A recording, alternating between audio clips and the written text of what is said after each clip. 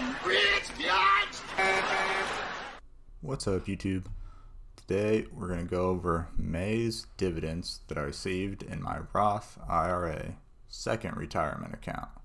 First, AT&T, $1.14. General Mills, 20 cents. General Mills, 49 cents. AGNC, $1.08. Apple, 31 cents. Main Street Capital, 3 cents. Procter & Gamble, 66 cents.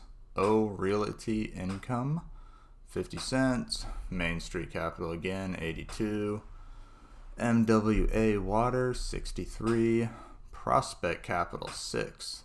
Big one, Prospect Capital again, $15.18. California Water Service, 47 cents. Shaw Communication, 47 cents. Gladstone Investment, 75 cents. SPHD, $13.25. PGX, 48 cents. LTC Properties, 63 cents. So throughout May, I got 18 payments for a total of $36.40 for the month of May. And the pandemic's almost over. I'm only down 1%. The virus is gone. Everything's going back up.